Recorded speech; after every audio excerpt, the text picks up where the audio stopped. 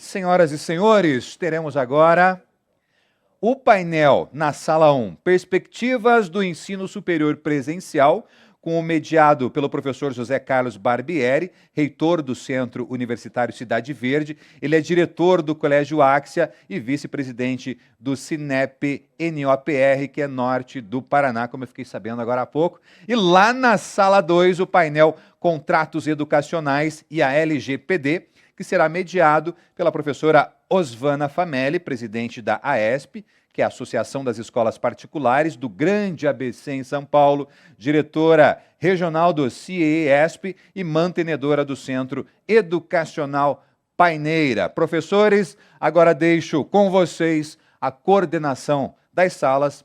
Bom painel a todos. Olá, bom dia a todos. Bom dia especial a você, Celso. Mais uma vez juntos aqui, podendo falar um pouco da nossa atividade, que é o ensino superior. É um prazer recebê-lo. Eu gostaria de dizer que o Celso, né, já é um grande parceiro, estamos há muito tempo conversando sobre o ensino superior, e dizer que ele é diretor-presidente da Associação Brasileira de Mantenedores de Ensino Superior, a ABMS, secretário executivo do Fórum Nacional das Entidades Representativas do Ensino Superior e reitor do Centro Universitário Unicarioca. Então, Celso, seja bem-vindo. Muito obrigado, Zé Carlos Barbieri, querido amigo, né, parceiro de lutas aí, né, da educação em geral, da educação superior em particular. Você que também dirige um centro universitário no Paraná. É um prazer estar aqui com vocês no 6º Congresso Nacional da FENEP. Eu quero deixar um abraço especial para o Bruno Eiziric, presidente que recentemente assumiu a FENEP, para minha querida amiga Amabile Pácios. Quero deixar um abraço também para o Pedro Flecha, para o Eugênio, para o Ademar, para todos que fazem o dia a dia da FENEP, toda a diretoria. Eu acompanho o excelente trabalho da FENEP em prol da educação lá no fórum, né, em que a FENEP participa ativamente. Então, eu quero dizer que é uma alegria muito grande conversar com vocês sobre esse tema que, sem dúvida nenhuma, é um tema que vai suscitar muitas discussões. A gente vai falar um pouquinho sobre as perspectivas do ensino superior nesse mundo pós-pandemia, e teremos tempo, se eu entendo bem, para depois fazer um bate-papo, né, uma troca. Eu acho que pode ser mais realmente um estilo de bate-papo. E eu queria, em primeiro lugar, dizer que eu vou falar na condição, eu normalmente tenho 2 bonés, né? Eu tenho o boné de mantenedor, colega, portanto, de vocês, e também um boné recente como presidente da Associação Brasileira de Mantenedores. Então, eu acompanho o setor como agente da minha instituição e também como uma pessoa à frente de outras lideranças do setor como um todo. Então, eu queria, com essa condição, Zé Carlos, fazer aqui um rápido histórico, né, de como nós chegamos até aqui, né, em que momento nós vivemos e o que a gente pode pensar daqui para frente, porque eu acho que quem nos ouve, quem nos assiste, tem essa grande preocupação. E agora, né, o que vem por aí depois de tanta mudança, depois de tanta transformação? E é importante entender que a gente não chegou nesse momento da noite para o dia, né? Não é a pandemia. Eu costumo dizer que a pandemia foi mais uma onda de impacto, né? Se a gente for imaginar o nosso setor, ele foi sofrendo o impacto de várias ondas, né? Parece um tsunami. A primeira onda começou em meados da década passada com a crise econômica brasileira. Nós sabemos que a educação superior no Brasil ela é muito voltada à formação profissional. Portanto, quando há uma crise econômica e as perspectivas de emprego diminuem, as pessoas também têm mais dificuldade de fazer o investimento necessário para se qualificar melhor. A gente sabe, o mundo todo sabe, que quanto maior a escolaridade do jovem, maior a renda que ele vai ter no futuro. Então, a educação, especialmente no Brasil, é um excelente investimento. Mas ele é um investimento que se espera que tenha retorno. Quando há uma perspectiva econômica negativa, naturalmente os nossos números são afetados diretamente. Isso veio acontecendo, a primeira onda, meados da década passada, e aí nós tivemos uma segunda onda muito forte para o setor, que foi a mudança nas regras do FIES e a situação atual, que eu chamo de fim do FIES, porque nós saímos de 700 mil contratos anuais para menos de 60 mil contratos anuais. Houve uma tentativa de mudar as regras do FIES, com a preocupação saudável, claro, da sustentabilidade do programa a médio e longo prazo, mas o que aconteceu é que o programa perdeu todo o caráter social. As regras ficaram muito mais rigorosas, muito menos atraentes para o jovem, e hoje não é mais uma oportunidade como era quando começou, quando o FIES foi adaptado do antigo CREDUC. Então, a segunda onda muito forte que nos impactou foi essa mudança exageradamente rigorosa no FIES. E aí, somando a essas duas ondas, que já tinham dado uma balançada nas nossas estruturas, entramos na Covid. E o primeiro ponto que eu queria destacar, pelas pesquisas que a BMS fez em parceria com a Educa Insights, é que logo no início, em abril do ano passado, a gente fez uma pesquisa, mais de 82% das instituições de educação superior fizeram a adaptação para atividades remotas. Isso talvez tenha sido a maior transformação que o setor passou nos últimos tempos, talvez na história, porque isso, de alguma forma, a base já estava lá presente para essa transformação. Os professores foram verdadeiros heróis, os mantenedores mostraram todo o seu protagonismo, fazendo os investimentos para adaptação, migrando em tempo recorde todas as atividades para o ambiente remoto. Isso foi fantástico, uma resposta muito rápida de todo o nosso setor. Agora, uma pesquisa recente da BMS, já com estudantes, já com mais de um ano de operação remota, nós pesquisamos e vimos que só 29%, Barbieri, só 29% dos estudantes que foram pesquisados querem voltar para o presencial estrito sensu. Outros 71% preferem continuar de uma forma híbrida ou combinada presencial e remoto. Então, olha o efeito dessa mudança tecnológica cultural. Os jovens querem um modelo híbrido, que eles entendem que seja o chamado melhor dos dois mundos. Eu quero o presencial, no que ele tem de bom, e eu quero também a flexibilidade do modelo remoto. Então, esse é o desafio para as IES. Nós temos que fazer a volta, muitas já estão fazendo, de uma forma inovadora. Nós temos que incorporar esse legado da pandemia no nosso dia a dia. Para isso, lá na BMS, nós desenvolvemos o conceito de quadrantes híbridos, porque a gente fica muito pensando no presencial e EAD como se fosse uma dicotomia, ou está presente ou está longe. Mas, na verdade, existem 4 possibilidades. Existe se a gente imaginar a divisão entre espaço e tempo, no espaço, o estudante pode estar presencialmente, ao mesmo tempo, no mesmo lugar, ou virtualmente. E no tempo, ele pode estar conectado sincronamente, ao mesmo tempo, ou assincronamente, em tempos diferentes. Então, são 4 possibilidades de combinação do presencial, virtual, síncrono, assíncrono. E nesse modelo de 4 quadrantes, as instituições podem e devem inovar nessa volta, permitindo, por exemplo, que uma aula possa ser dada numa sala de aula presencial e transmitida simultaneamente, remotamente, para quem não pode estar presente. Isso já vem sendo feito por muitas instituições, a chamada sala híbrida, que alguns têm investido a respeito. Ou mesmo ele pode fazer uma parte da preparação para a atividade presencial usando o AVA, usando o ambiente virtual de aprendizagem, no modo virtual assíncrono, a qualquer hora, a qualquer lugar, e ir para a sala de aula presencial para praticar metodologias ativas, para fixar conhecimento. Não é mais razoável supor que o jovem que ficou quase 2 anos assistindo uma aula remota, ele vá para a sala de aula para assistir a mesma aula que ele poderia assistir remotamente. Nós temos que inovar na sala de aula, na metodologia de sala de aula.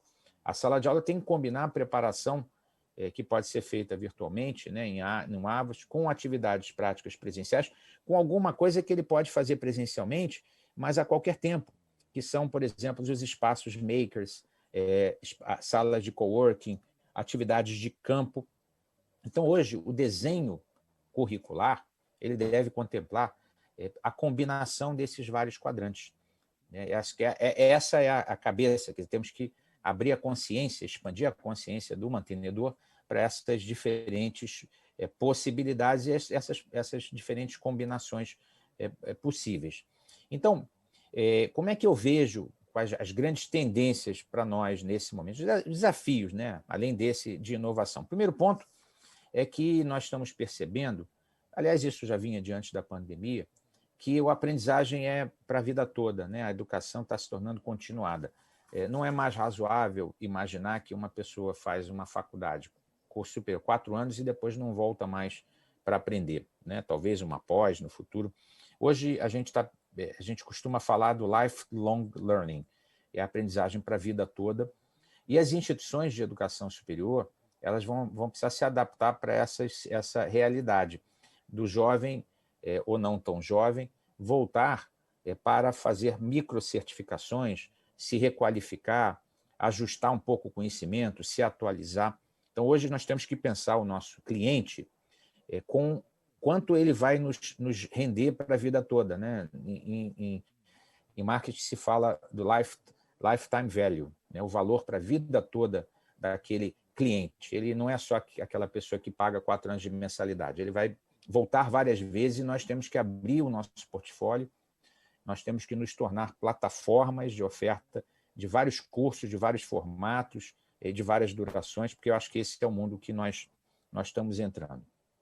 Segunda tendência, que me parece muito forte também, e eu já comentei sobre ela, é que as salas têm que mudar para alguma coisa muito mais ativa, muito mais engajadora, muito mais dinâmica do que aquele modelo tradicional de transmissão de conhecimento, que eu acho que isso acabou, a própria tecnologia quebrou um pouco essa exclusividade da sala de aula para transmissão de conhecimento. Então, nós temos que pensar projetos, né? O jovem vai querer cada vez mais se engajar em instituições que tenham um propósito, que possam ajudar a comunidade, que ele possa se sentir útil à sociedade.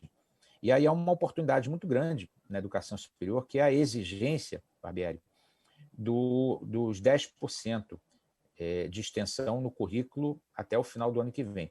A curricularização da extensão vai ser uma oportunidade para as instituições fazerem a revisão dos seus projetos, dos seus PPCs de cada curso, incluindo atividades práticas e projetos que podem ser feitos, inclusive, fora da instituição, em combinação com escolas da região, em combinação com empresas e microempreendedores, em combinação com comunidades. Então, aqui é uma oportunidade da instituição se tornar mais útil à sociedade que a cerca, tornando também o aprendizado mais interessante para o jovem, que, como eu falei, busca esse engajamento mais de propósito com a instituição, né? Eu acho que o propósito hoje não é ter um diploma, o propósito é ser útil à sociedade. O diploma é um meio. E o jovem tem muito essa cabeça de propósito, principalmente os que vêm de situação adversa do ponto de vista socioeconômico. Quando eles chegam ao ensino superior, eu sou testemunha, porque eu converso muito com os jovens lá da Unicarioca, eles pensam, olha, eu estou tendo uma oportunidade única, eu quero retornar essa oportunidade para a sociedade. Muitos são a maioria, primeira geração de jovens universitários. Então, essa característica é muito forte do jovem hoje, ela pode ser explorada pelas instituições no desenho de projetos. Terceiro ponto, para marcar bem, é que a gente sabe que hoje os soft skills, as habilidades socioemocionais, são tão ou mais importantes do que aquelas chamadas hard skills, né? Do que o conhecimento enciclopédico, a parte cognitiva mesmo, de aquisição de conhecimentos. Habilidades e atitudes são tão importantes quanto o conhecimento em si. As instituições também terão que lidar com isso, não é inserindo uma disciplina de inteligência emocional e achar que está resolvido. É trabalhar isso nos projetos, na iniciação científica, no reforço acadêmico, na orientação da carreira, ou seja, é fazer de forma transversal a preparação dos jovens também para esse mundo que demanda habilidades comportamentais, né? Eu costumo dizer que as empresas contratam com base no que está escrito lá no diploma, né, as chamadas hard skills, né, as habilidades mais técnicas, mas ela demite quando a pessoa não demonstra as habilidades comportamentais necessárias, trabalho em equipe, liderança, protagonismo, proatividade. Então, essas são questões que eu acho que vão passar pela mesa de decisão de nós mantenedores principalmente para que as nossas instituições continuem sendo relevantes para esse mundo do trabalho que vai surgir no pós-pandemia.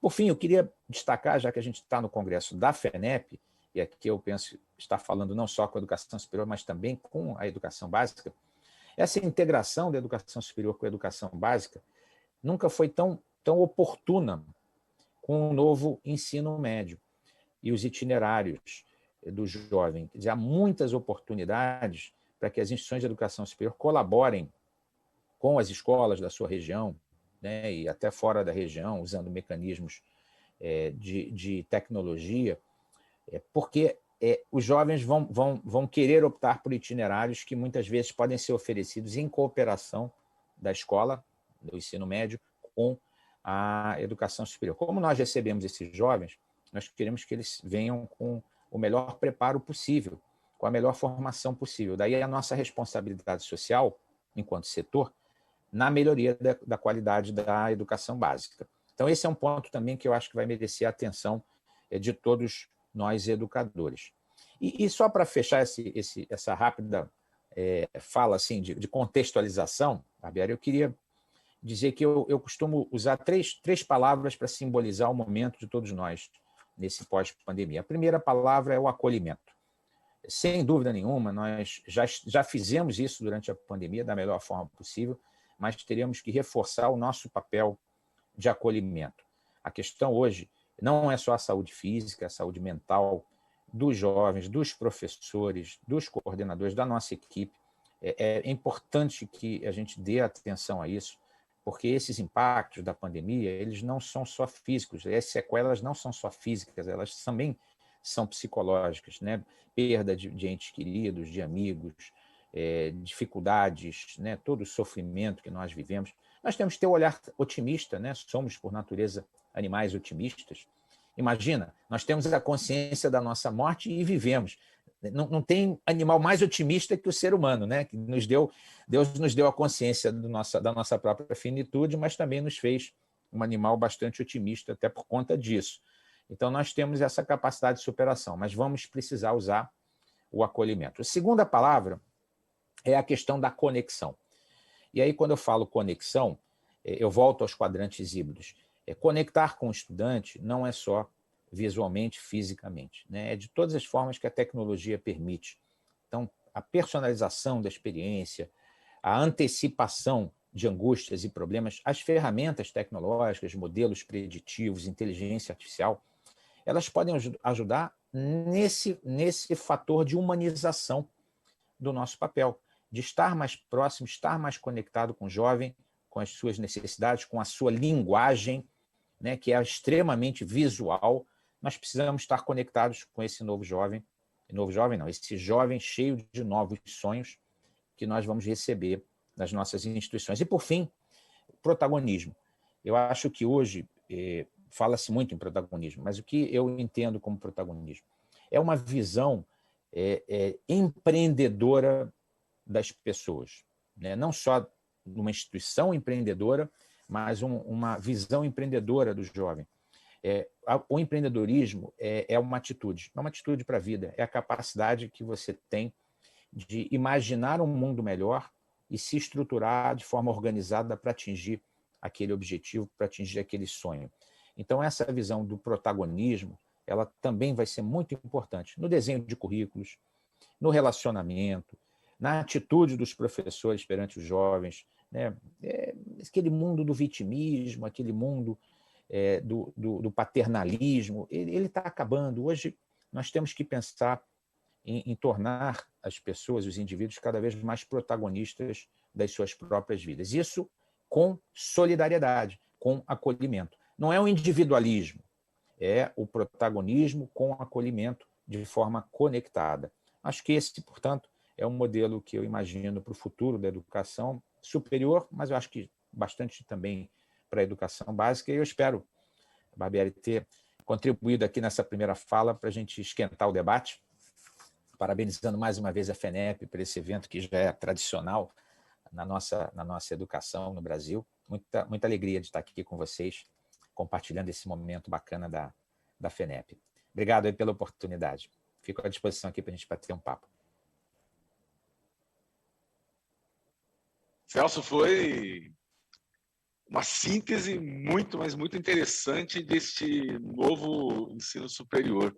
Você falando dessas etapas que passamos, você falando destas palavras que realmente são fundamentais hoje, quando nós falamos do novo ensino superior, que é o acolhimento, né? Nós ficamos aí muito tempo distante dos nossos alunos, dos nossos campos, e hoje, retornando, a gente tem que acolher e ouvir muito os nossos alunos. É importante a gente ouvir, saber o que eles vivenciaram nesse momento do distanciamento. Porque nem todos tinham tecnologia, nem todos tinham equipamentos, eles tiveram que dividir a internet entre muitos membros da mesma família, até mesmo entre vizinhos, tiveram que se adaptar em espaço aonde não tinham uma possibilidade de estudar, então não tinha uma mesa adequada, não tinha uma cadeira adequada, e muitos não se adaptaram muito facilmente a toda esta nova mudança. Então, quando você fala em acolhimento, é fundamental. Essa conexão também que a escola tem que ter com o mundo, que é o mundo do trabalho, a conexão com o aluno, a conexão com o terceiro setor, o segundo setor, para que você possa humanizar e, ao mesmo tempo, preparar o jovem para estar nesse mundo do trabalho que o espera. E o protagonismo, acredito que este é o momento realmente do aluno ser o protagonista.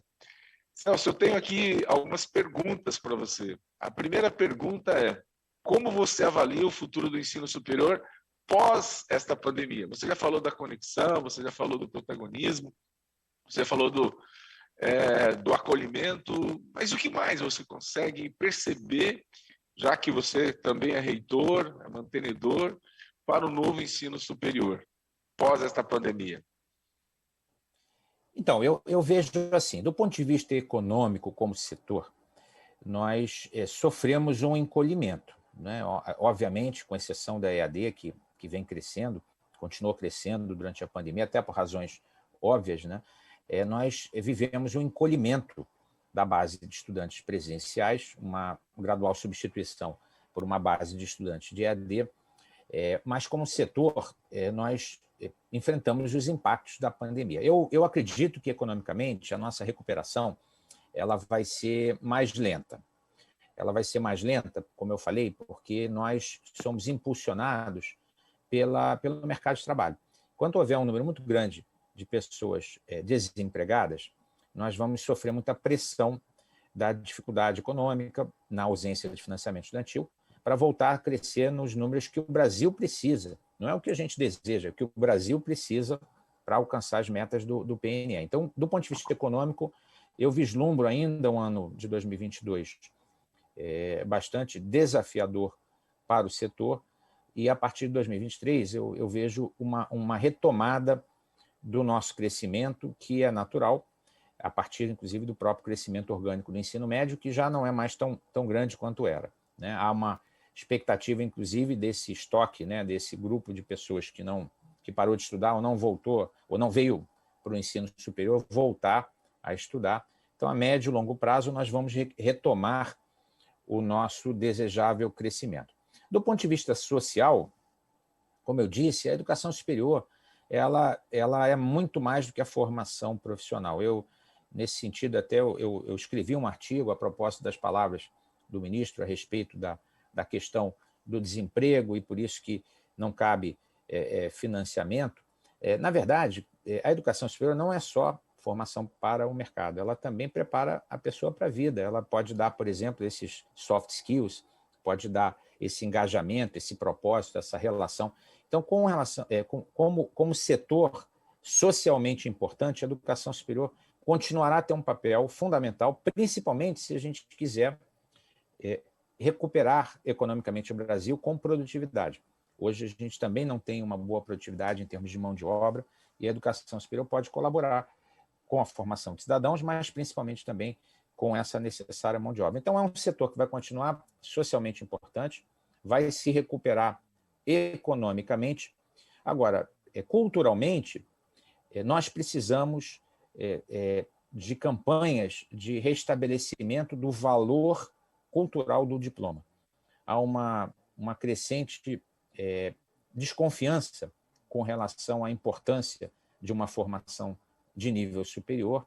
É claro que, como eu falei, mesmo num ciclo de vida maior do jovem, até o fim da vida, estudando, né, e, portanto, não é mais um ciclo de 4 anos, nós temos que reincendiar no espírito dos brasileiros a importância do nível da educação superior para essa necessidade cultural, para que a gente possa crescer também na nossa capacidade crítica, na nossa capacidade de entendimento. Vou dar um exemplo assim, muito concreto da importância da educação superior. E isso não só a educação superior, mas a educação básica também atua. Essa questão das fake news, nós precisamos trabalhar nos jovens, e isso dentro das universidades também, essa capacidade de entender a diferença entre fato e opinião, a diferença entre conhecimento e crença. Porque se a gente não traz essa discussão para dentro de uma universidade, não desenvolve o espírito crítico do jovem, ele pode se iludir, entendendo errado uma informação pseudocientífica, ou transformando as suas crenças em fatos, como se aquilo ali fosse uma verdade rígida, e aí isso contribui para o afastamento entre nós brasileiros, e para essa situação lamentável de fla-flu permanente que a gente vive, em que você, para poder defender a sua crença, você precisa esmagar o pensamento, ou às vezes até a pessoa que tem uma crença diferente. Então, essa situação de conflito, muito causada pelas mídias sociais também, pelos algoritmos, ela tem, na educação superior, um papel fundamental de alargamento da consciência e do espírito crítico. Portanto, para resumir, eu acho que a educação superior tem um futuro belíssimo.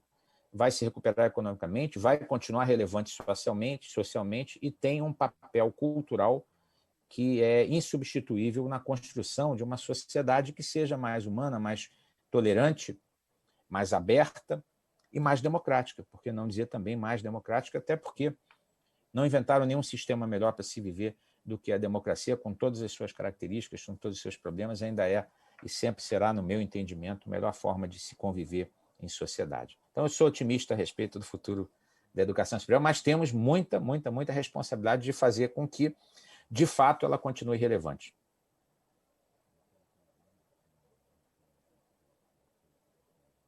Eu acho que está sem áudio. Perfeitas suas observações. Eu incluiria uma palavra ainda, viu, Celso? Eu incluiria que a nossa educação ela tem que ser inclusiva. E pegando exatamente o que você estava falando em relação às bandeiras, o Fla-Flu, né, que é interessante para você que é carioca, né? E se fosse o paulista, seria o Corinthians e o Palmeiras, né? Nós temos que trabalhar que, quando a gente fala da educação superior, nós temos que entender que a academia ela é ciência e não bandeira. Então, se a academia é ciência e não é bandeira, então muitos do que a gente observa hoje, até do politicamente correto, né, não se aplica à ciência.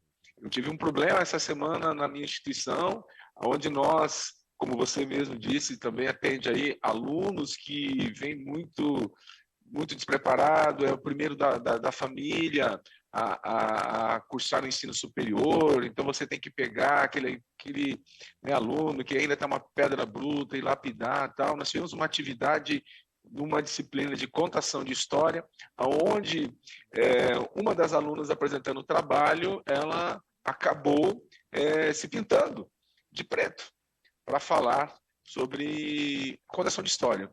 E alguém na sala fotografou e colocou nas redes sociais. E tivemos um problema enorme, porque essa aluna, certo, para se preparar, não sabia o que era blackface.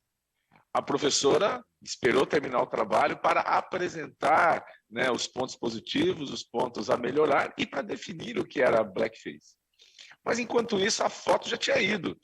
E nós tínhamos aí, né, pessoas de forma muito superficiais, não sabem o contexto, não sabem o que ocorre dentro da sala de aula, porque a sala de aula é um ambiente sagrado.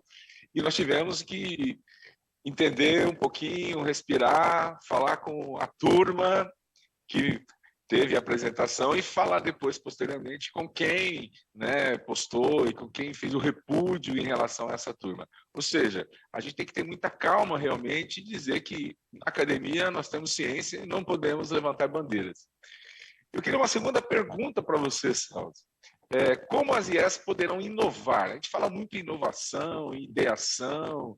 Como que nós podemos inovar nesses ambientes que vão surgindo, como você já bem explanou, os makes, né? Então, você, como gestor educacional, como representante do ensino superior brasileiro, o que você poderia de dar para nós as dicas em relação à inovação nas IES? Barbieri, essa pergunta ela é ótima. Eu costumo dividir a inovação em 3 P's. A inovação dos produtos, dos processos e das pessoas, né? Produtos, quer dizer, a gente deu algumas dicas, né? Não só de inovação curricular, de inclusão no currículo de aspectos de extensão, que, aliás, é uma determinação do MEC, como eu mencionei, até o final do ano que vem, trazer novas carreiras, novas áreas. A gente tem visto aí o surgimento de vários cursos ligados à ciência de dados, à inteligência artificial, a marketing digital, enfim, carreiras novas estão surgindo, são inovações de produto, né? Produtos que estejam mais antenados com esse novo mundo e que trabalhem competências que são cada vez mais necessárias. Então, esses são as possíveis inovações de produto. Os processos inovadores têm a ver um pouco com esses quadrantes híbridos. A gente pode inovar na metodologia, usar uma educação mediada em tecnologia, trabalhar que a tecnologia possa ser utilizada em sala de aula como um instrumento de humanização da relação, e aí eu falei da possibilidade de personalização da experiência do aluno, usando recursos de inteligência artificial, né? O próprio acolhimento pode ser através da tecnologia. Quer dizer, hoje, mesmo remotamente, né, a gente estava discutindo isso na Unicarioca, por que uma pessoa do relacionamento não pode simplesmente abrir um video call e fazer uma ligação em vídeo para um jovem, perguntar como ele está e conversar olho no olho? A gente estava acostumado a mandar e-mail, agora é Zap. Por que o acolhimento não pode se dar com uma mediação tecnológica? Então, essas são inovações no processo, até porque a eficiência vai ser fundamental para a redução de custos, já que o setor vai passar por uma consolidação mais forte por conta da crise, e aquelas que querem sobreviver e prosperar terão que ser muito eficientes, muito ágeis. Então, os processos também terão que inovar nesse sentido de tornar a instituição mais acolhedora, mais conectada com o jovem. E, por fim, a inovação nas pessoas. E aí não se trata só de trocar pessoas, se trata de capacitar, de dar as competências necessárias e o bom ambiente de trabalho para que as pessoas possam se sentir livres para propor ideias e soluções. Quer dizer, quantos de nós, de fato, estimulamos as pessoas dentro de um ambiente organizacional para que elas digam, mas isso aqui a gente pode fazer diferente, isso aqui podia ser de outra forma, esse processo aqui a gente podia alinhar melhor. Então, as pessoas devem estar preparadas para inovar. Aí é uma questão atitudinal da cultura da organização para que ela permita que as pessoas possam não só não resistir, porque a inovação muitas vezes ela traz medo, traz ansiedade, traz angústia, não só as pessoas não resistirem estando preparadas para isso, né, mas também que elas possam colaborar para essas mudanças. Então, é trabalhar os produtos, os processos e, eu diria, principalmente, as pessoas, professores, gestores, pessoas que vão estar na linha de frente, né? O que adianta a gente trazer um conteúdo maravilhoso para colocar no nosso AVA, se o professor na linha de frente não concorda, não vê valor, se sente ameaçado, né, resiste? Então, a inovação também precisa passar pelas pessoas da organização, e isso não adianta dar ordem, não adianta sair trocando todo mundo. Eu acho que isso tem que ser feito, construído lado a lado, com a comunidade, com os professores, com os gestores, de forma que isso seja um projeto coletivo na instituição. Essas são algumas das sugestões que eu faria.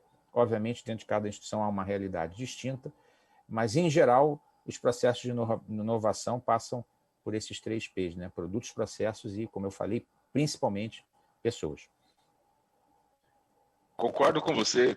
Um tempo atrás assisti uma fala do Daniel Castanho e ele disse o seguinte, que hoje na instituição dele, na época ainda era bem menor, ele falava que do lado direito da sala dele estaria o pessoal de gestão de pessoas, do lado esquerdo o pessoal de tecnologia, e que ele ia se basear muito nesses dois grupos de pessoas, nesses dois times, para que ele pudesse realmente desenvolver uma instituição com inovação e com qualidade.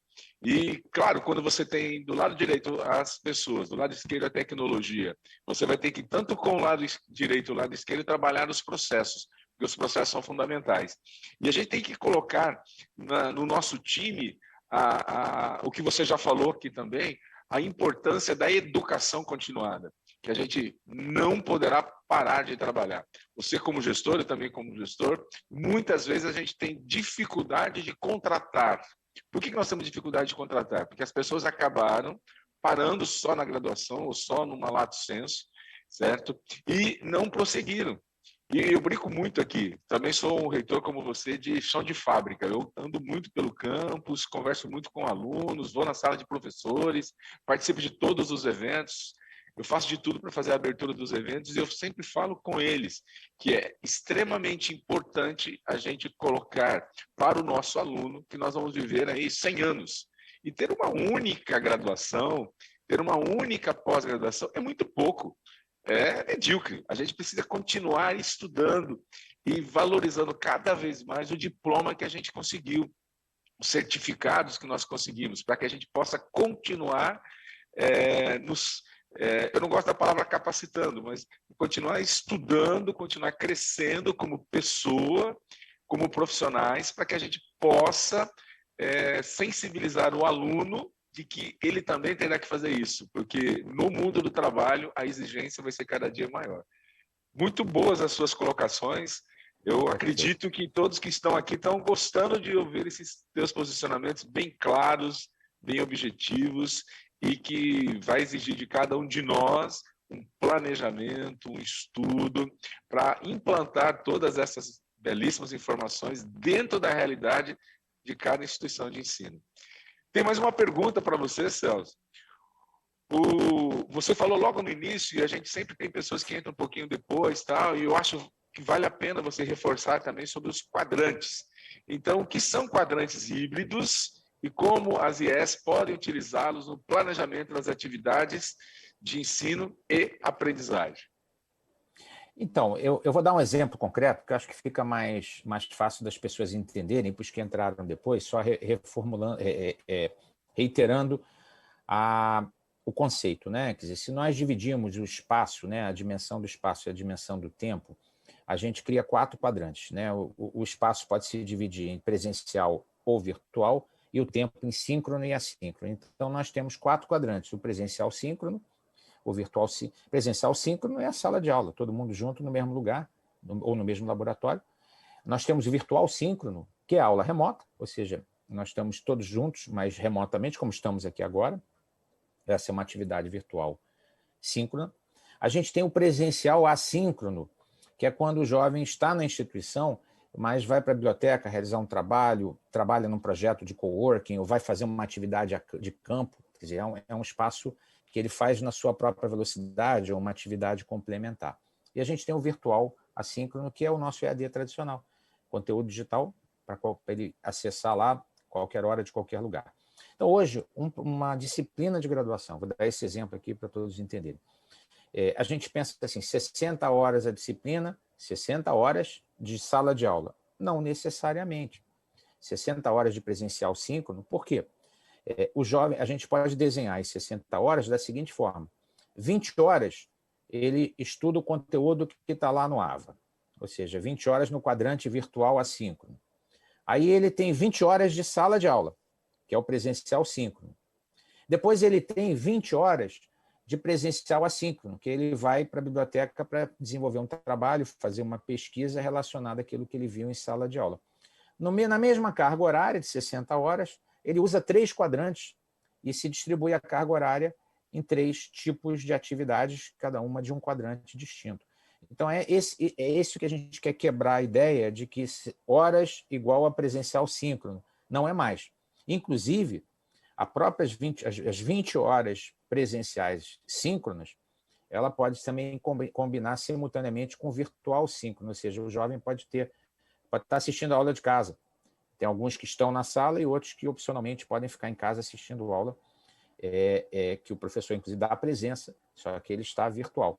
Então, vejam que as possibilidades são inúmeras, e eu acho que agora é liberar mesmo essa criatividade do mantenedor, do gestor acadêmico, dos coordenadores de curso, para pensar esse novo mundo de uma forma mais ampla do que meramente naquele quadradinho de presencial síncrono, ou então no EAD tradicional, que era um quadradinho de virtual assíncrono. Nós temos hoje mais possibilidades, inclusive combinadas. Essa é a riqueza do hibridismo, né? Eu não sei se essa palavra vai pegar, né? Mas eu imagino que o híbrido, na verdade, é tudo aquilo que pode combinar 2 ou mais quadrantes dentro de um mesmo projeto, seja uma disciplina, seja um projeto de extensão, seja um projeto de pesquisa, seja uma outra atividade qualquer da instituição. Então, essa linha geral que eu queria deixar aqui como provocação para os mantenedores repensar. Tem um artigo que eu escrevi, está lá no blog da BMS, depois a gente pode passar o link, que aí detalha um pouco melhor esse modelo para que vocês possam, inclusive, quem sabe, adaptar nas suas instituições. Perfeito. Celso, para a gente finalizar, temos um tempo muito curto, um tema muito importante, mas um tempo curto para a gente conversar. As suas considerações finais, para que a gente possa finalizar então esse painel. Então, como eu falei em protagonismo, eu quero dizer que nós também, como setor, nós também como empreendedores educacionais, precisamos exercer o nosso protagonismo. Nós, durante muitos anos, nos acostumamos com uma postura passiva, né, do ente regulatório, no nosso caso, o MEC. Então, o MEC pode, o MEC deixa, o MEC não deixa. É como um pai, né? A gente tem que se libertar desse pai e dizer o seguinte, vem cá, tudo que não está proibido eu posso. Eu não preciso que publique que é permitido. Então, essa inovação toda, ela deve incendiar as nossas instituições com essas possibilidades, com essa riqueza. Vou dar um exemplo agora, a avaliação virtual remota que o MEC implantou, até foi uma das bandeiras da própria BMS, e as pesquisas que nós fizemos mostraram a aceitação completa desse modelo. Isso quebrou o paradigma de visita de comissão, de leva para almoçar, leva para conversar. Hoje a gente resolve tudo em um dia, todos documentos digitais, a visita é virtual, e a velocidade aumentou, a agilidade aumentou e não houve perda de qualidade da avaliação. Então, essas iniciativas hoje, elas estão acontecendo, inclusive no MEC. Por isso que eu acho que nós, a palavra final, né, nós como empreendedores, temos que exercer o nosso protagonismo com responsabilidade, claro, mas nós não podemos mais ficar esperando que nos digam o que nós devemos fazer. Nós temos que fazer o que não é proibido, claro, nós temos que inovar, arriscar e depois apresentar, através das entidades como a BMS, como a FENEP, né, como o Fórum, a gente apresenta essas experiências para que elas virem legislação futura. O poder voltou para os empreendedores para promover as mudanças necessárias, e é isso que a gente tem que aproveitar agora nesse momento pós-pandemia. Muito obrigado, Celso. Em nome da nossa Federação Interestadual, nós temos hoje aproximadamente 28 SINEPs que constituem a nossa federação. Então, em nome da nossa federação, em nome do nosso presidente Bruno, muito obrigado pela aula que você nos deu, brilhantes dicas, brilhantes considerações, que com certeza os mantenedores que aqui estão assistindo, os coordenadores de cursos, os diretores poderão, então, implantar nas suas instituições. É claro que nós sabemos que muitas dessas ideias vocês terão que adaptar, porque o Brasil ele é continental, nós temos a região sul até a região norte, nós temos instituições pequenas, que são a grande maioria, mas temos o centro universitário, temos as universidades, então é importante termos, como o nosso amigo Celso disse aqui, essas ideias para que vocês possam implantar e implementar nas suas instituições. Então, Celso, mais uma vez, muito obrigado em nome da FENEP, em nome do nosso presidente Bruno, pelas contribuições que você nos deixou hoje, nesse sábado pela manhã, que com certeza muitos mantenedores e gestores vão pensar nesse final de semana e na segunda-feira já vão querer implantar algumas coisas. E com certeza vão buscar o teu artigo aí para ler um pouquinho, para aprender mais sobre os 4 quadrantes. Quero agradecer a todos, muito obrigado pela presença nesse painel e dizer que após o intervalo de 10 minutos, das 11h15 até as 12 horas, nas salas de 1 a 8, teremos apresentações com convidados especiais dos nossos patrocinadores. Confira a programação completa e escolha a sua sala. Vamos assistir agora o recado dos nossos patrocinadores. E até o próximo congresso. Muito obrigado. Tchau, tchau. Obrigado, pessoal.